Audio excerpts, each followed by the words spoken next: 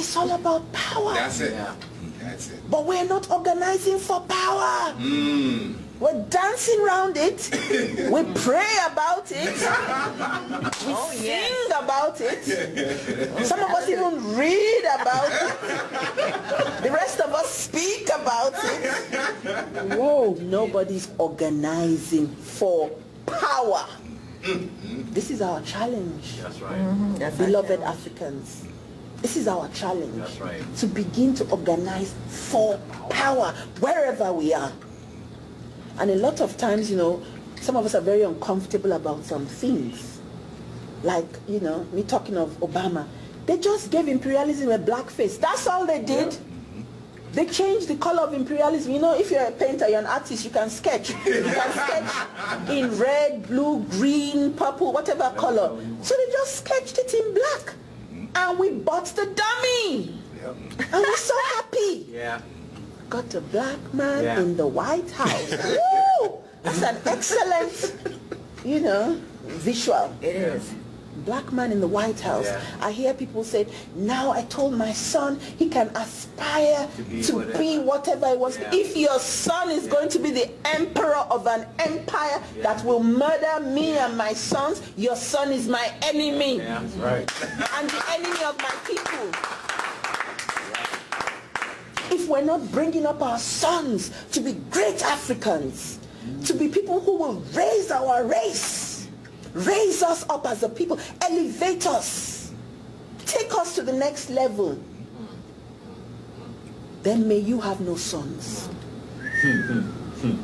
Let's be clear, this is bottom line. Wow. It's not about sentiments. This is it. Yeah. Because our people are dying. You see, for me, when I think about these things, what I see, the stake, I see children who die from diarrhea.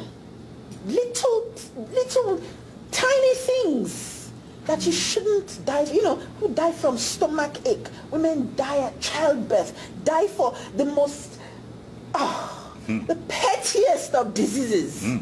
Because of neocolonialism, because of imperialism. Yeah. We bury our people like you bury insects. That's the stake. That's what I'm talking about. Yeah.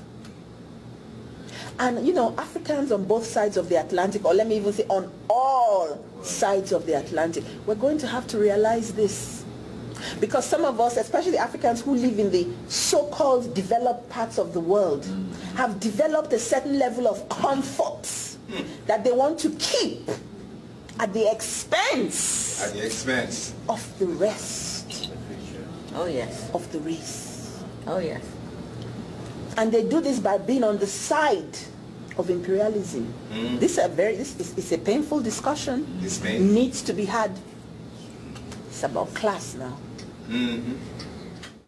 So let's stop talking about it. Let's do it. And start doing it. And you know, I say all this to say just three things from our ancestors. Kwame Nkrumah says, organization determines everything. That's it. Not individualism like we have now. A lot of us believe in the Trinity, me, myself, and I.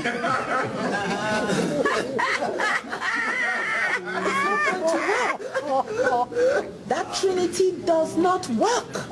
Me, myself, and I, all three of you. It doesn't work. We've got to be part of organizations. We've got to be organized.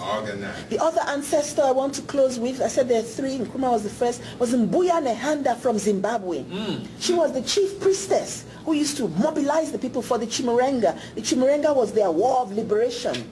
Those were in the days when we used culture and spirituality as a weapon for liberation. Not as a crutch, not as Panadol for headache, but as a weapon for liberation. Yes. She would mobilize our people to fight.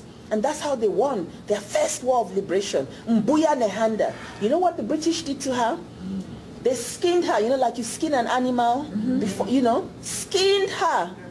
But before they finished, or even before they started, she said something to them. And you see, when they do that, they did it in openly, Open, yes, with our people all out there. So our people would see, and it would put fear into them that this is what we do to people who stand up.